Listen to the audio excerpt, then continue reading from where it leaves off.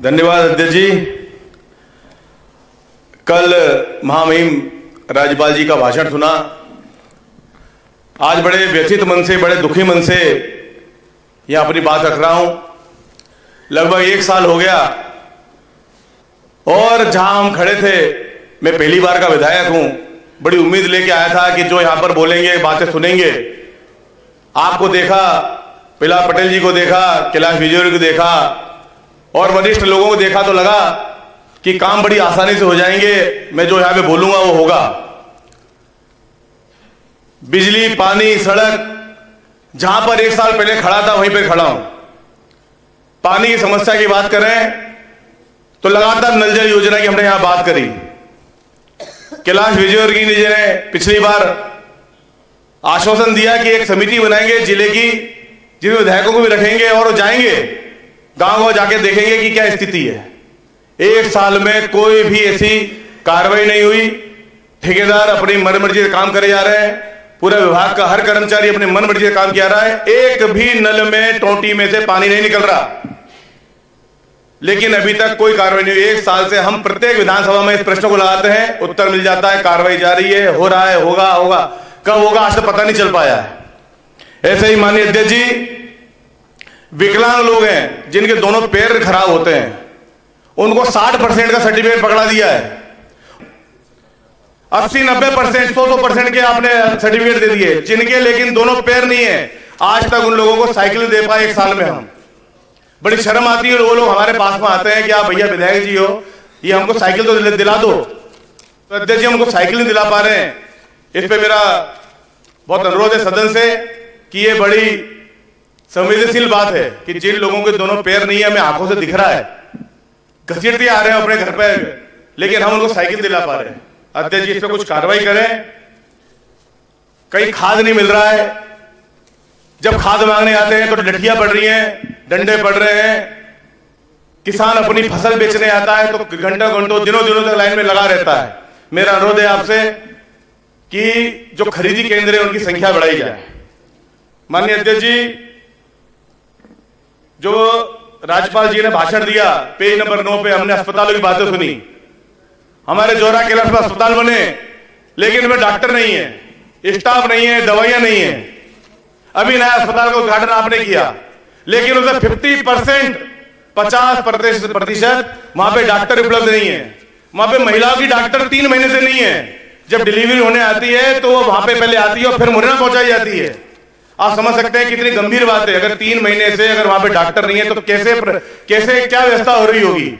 ये बड़ी गंभीर विषय है। लेकिन सरकार लगातार अपनी पीठ थपथपा रही थी और मैं सोच रहा था कि मेरे क्षेत्र में तो कुछ काम ही हुआ, बिल्डिंग बन गई है लेकिन डॉक्टर नहीं है।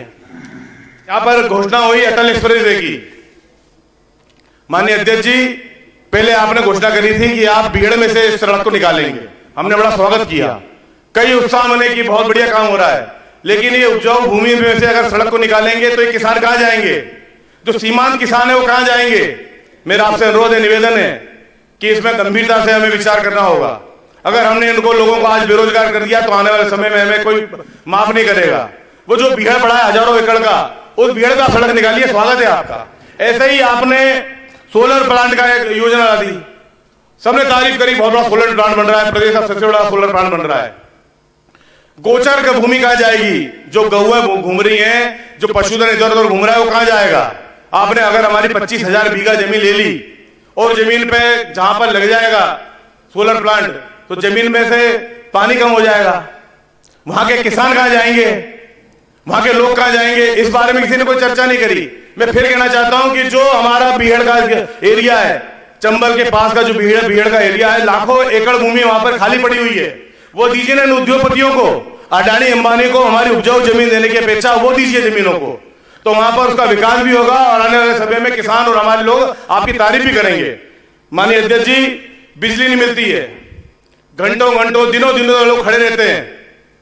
डीपी जल जाती है तो 2-2 महीने तक, 2-2 महीने तक बिजली, जब तक रिश्वत नहीं जाती, जब तक वहां पर डीपी नहीं बदली जाती है।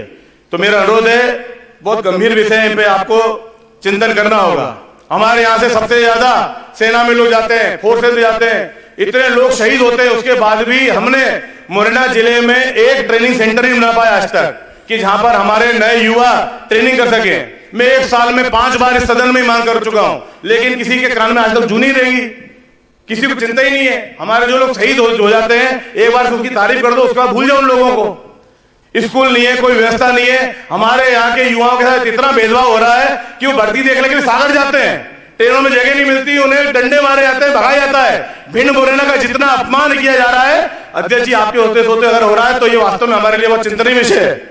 माननीय अध्यक्ष जी, शक्कर कारखाने के आप इन्वेस्टर में डुला रहे हो। 3 लाख कितने लाख करोड़ में तो पढ़ नहीं पाया उसको, 30 लाख करोड़ रुपया, 30 लाख करोड़ रुपए के आपके तो आ गया, बड़े बड़े उद्योगपति आ गए। आपको एक उद्योगपति नहीं मिला पूरे देश में कि हमारे शक्कर कारखाना में मात्र 150 करोड़ रुपए लगा दे। 150 करोड़ रुपए लगा देगा तो वहां के कितने हजार किसान, 20,000 किसानों के घरों में आर्थिक क्रांति आएगी। वहां पे 2,000 युवाओं को रोजगार मिलेगा, लेकिन लगे उन जमीन को बेचने के लिए। लेकिन मैं विश्वास दिला रहा हूं सदन में कि जमीन तो नहीं बिक पाएगी, जमीन बिकने नहीं देंगे, चाहे हमारी जान चली जाए। मैं यहाँ पे सदन में आपको विश्वास दिला रहा हूं कि शक्कर कारखाने को आपको पुनः प्रारंभ करना होगा। माननीय अध्यक्ष जी, माननीय अध्यक्ष 2 मिनट और दीजिए। अरे अध्यक्ष जी, आपने 1 घंटे बोला, हमारी अर्चना चिट्ठी जी ने 1.5 घंटे बोला। माननीय अध्यक्ष, ऐसा नहीं होगा, एक्स्ट्रा हो गया। खुलेआम वसूली चल रही है। जो अभी यहाँ पे लिखा कि चेक पोस्ट बंद कर दिए गए, चेक पोस्ट बंद की गई है, लेकिन वसूली चालू है ऐसी वैसी, और उससे दुगनी वसूली की जा रही है। जीएसटी की लूट बची हुई है, लगातार लूटो। ट्रक वाला आ रहा है, उससे पहले 500 लेते थे, 5,000 रुपए ले रहे हैं उससे, पहले 1,000 रुपए काम हो रहा था, 10,000 रुपए ले रहे हैं। लगातार लूट बची हुई है अध्यक्ष जी। हमारे तहसीलों में नामांतरण नहीं होते, ये आपने लिखा इसमें, राज्यपाल जी बड़े खुश हो रहे थे।